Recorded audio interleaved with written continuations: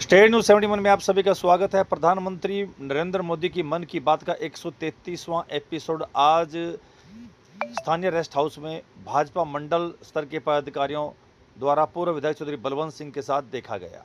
प्रासंगिक है और भविष्य के लिए भी जरूरी है। बुद्ध पूर्णिमा का यह अवसर प्रेरणा देता है। हम अपने जीवन में शांति बढ़ाएं, करुणा अपनाएं और संतुलन के साथ आगे बढ़े। मेरे प्यारे देशवासियों, आप सभी जानते हैं हमारे देश में अब 23 जनवरी यानी नेताजी सुभाष की जयंती से लेकर 30 जनवरी यानी गांधी जी की पुण्यतिथि तक गणतंत्र का महोत्सव मनाया जाता है। इसी महोत्सव का अहम हिस्सा होता है मीटिंग रिट्रीट। आज मैं आपसे मीटिंग रिट्रीट की चर्चा कर रहा हूं क्योंकि इसके पीछे खास वजह है। साथियों, आपने देखा होगा यह समारोह अलग अलग बैंड्स की विविध संगीत परंपराओं को दर्शाता है। बीते कुछ सालों से इसमें भारतीय संगीत का समावेश बढ़ा है और ये देश के लोगों को भी बहुत पसंद आ रहा है। इस साल की मीटिंग रिट्रीट सेरेमनी भी बहुत यादगार रही थी। एयरफोर्स, आर्मी, नेवी और सीएपीएफ के बैंड्स ने बहुत ही अच्छी परफॉर्मेंस दी थी। साथियों, शानदार म्यूजिक के साथ साथ जानदार फॉर्मेशंस का एक कार्यक्रम सबका ध्यान खींचता है। एयरफोर्स बैंड ने सिंदूर फॉर्मेशन बनाया, नेवल बैंड ने मत्स्य यंत्र फॉर्मेशन बनाया, वही आर्मी बैंड के परफॉर्मेंस में आने के बाद ये सारी मेहनत की उपलब्धि धीरे धीरे ओझल हो जाती थी, लेकिन अब इसे लेकर बहुत ही अच्छा प्रयास हुआ है। मीटिंग रिट्रीट का म्यूजिक पहली बार वेव्स ओटीटी पर भी उपलब्ध है। आने वाले समय में यह दूसरे प्लेटफॉर्म्स पर भी मौजूद होगा। आप इसे जरूर सुने। आपको अपनी आर्म्ड फोर्सेस और उनकी परंपराओं पर बहुत गर्व होगा। साथियों, पिछले कुछ वर्षों में देश के अलग अलग हिस्सों से प्रकृति के संरक्षण की प्रेरक कहानियां सामने आई हैं। ये कहानियां हमें उम्मीद देती हैं और गर्व से भर देती हैं। मैं मन की बात के श्रोताओं से कुछ उदाहरण साझा करना चाहता हूं। इनको सुनकर आपका मन प्रसन्न हो जाएगा। पहले बात कच्छ के रण की। बरसात खत्म होते ही फर्नीचर और इंटीरियर डेकोर आइटम्स बनाती है। साथियों, मैंने यहाँ पर कुछ ही उदाहरण दिए हैं। देश में बैम्बू सेक्टर की सफलता की लिस्ट काफी लंबी है। मैं आप सभी से आग्रह करूंगा कि नॉर्थ ईस्ट का कोई न कोई बांस का उत्पाद जरूर खरीदें। आप इसे गिफ्ट के रूप में भी दे सकते हैं। आपके इस प्रयास से उन लोगों का हौसला बढ़ेगा जो बैम्बू प्रोडक्ट को बनाने में अपना पसीना बहाते हैं। मेरे प्यारे देशवासियों, तेजी से बदलते हुए इस समय में टेक्नोलॉजी हमारी जिंदगी का बहुत बड़ा हिस्सा बन गई है। आज हम अपने अतीत को वर्तमान से जोड़ने में भी टेक्नोलॉजी का कमाल देख रहे हैं। इस दिशा में हाल ही में एक ऐसा डेवलपमेंट हुआ है जिससे शिक्षा से जुड़े लोग और इतिहास में रुचि रखने वाले बहुत खुश हुए हैं। साथियों, कुछ दिन पहले ही नेशनल आर्काइव्स ऑफ इंडिया ने एक विशेष पोर्टल पर एक अनोखा डेटाबेस शेयर किया है।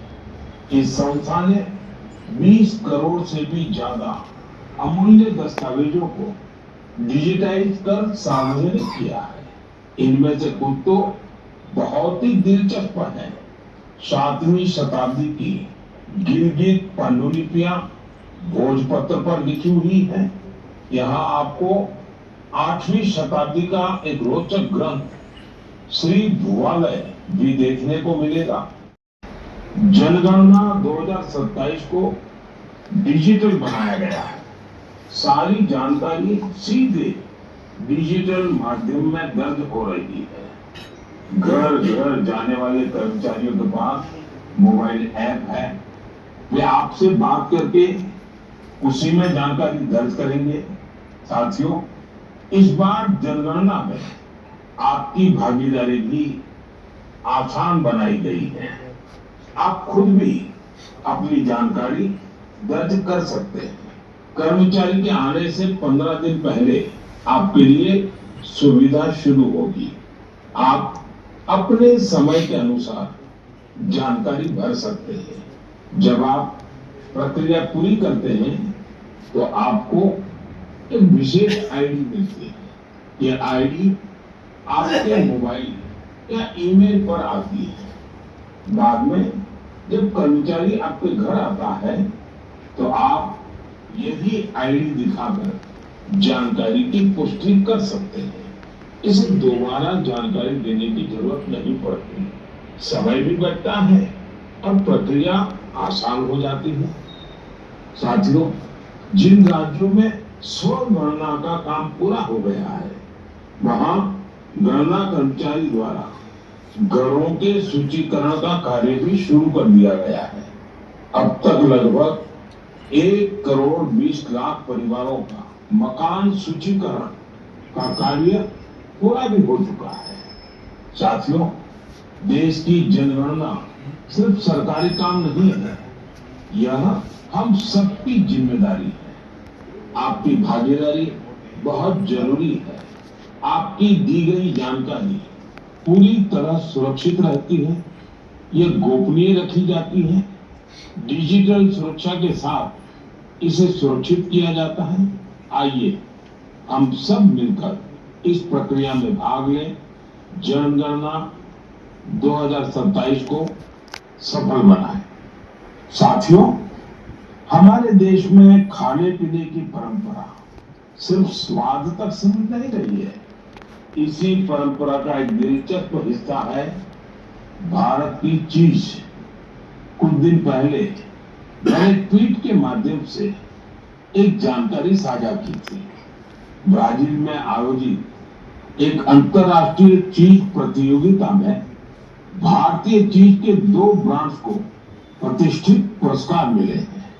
इस उपलब्धि की चर्चा सोशल मीडिया पर भी खूब हुई। कई लोगों ने मुझसे कहा कि भारत में चीज की जो विविधता है उस पर भी बात होनी चाहिए। साथियों, भारत के डेयरी सेक्टर में बहुत बड़ा बदलाव आ रहा है। इस सेक्टर में वैल्यू एडिशन ने हमारे पारंपरिक स्वाद को एक नई पहचान दी है। आज भारतीय चीज दुनिया भर में अपनी जगह बना रही है। ब्रेकफास्ट हो, लंच हो या डिनर, दुनिया की प्लेटों में भारत का स्वाद पहुंच रहा है। जम्मू कश्मीर की कलारी चीज को ही लीजिए, इसे कश्मीर का मोजेरेला कहा जाता है।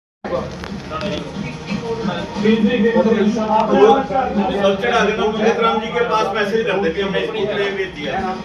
मेरे पास है 7-8 के मेरे पैसे हमारे 7-8